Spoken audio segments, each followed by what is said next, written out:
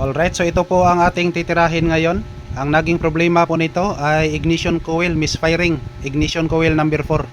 So dito ko ipakita sa inyo at ituro ko sa inyo kung paano natin to aayusin o paano natin alamin na ito lang po ang problema. So gumamit po tayo ngayon ng digital multitester at dito po yan nakapuntarya ang probe natin, oh. Dito po sa continuity. At ito naman yung MOSFET transistor o tinatawag nating ignition coil driver. Okay, so ituro ko sa inyo kung saan ang transistor rito na may problema o grounded. Okay, simulan po natin. Goods. Dito.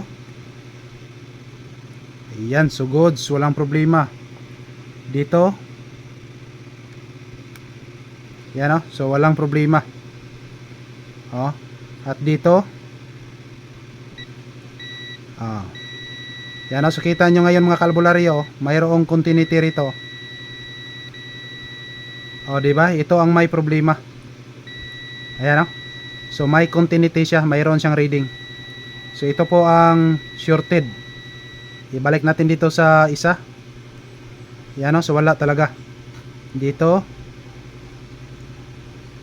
At dito naman. So wala. So ito po ang problema. Ito po ang driver ng ignition coil number 4. So palitan natin to.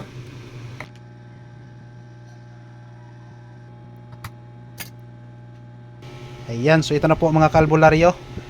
So naitanggal na natin rito yung MOSFET transistor ignition coil driver. Yan, oh. So medyo nahirapan tayo rito dahil sa sobrang nakadikit yata dito sa mismong board.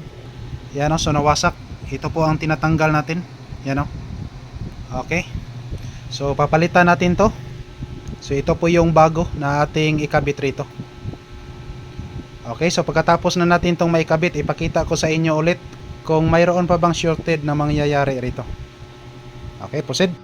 Okay, so pagkatapos na nating naikabit rito yung MOSFET transistor, kasi dati nang na-testing na natin at kita naman ninyo kanina na mayroong shorted, ngayon titingnan natin, i-trace up pa rin natin kung mayroon pa ba yung shortage. Okay, so subukan natin. Ayan, oh. So kita nyo ngayon mga kalbularyo ay wala na talaga ang shortage. Ayan, so wala na. Dito sa kabila, i-test pa rin natin. Wala na talaga.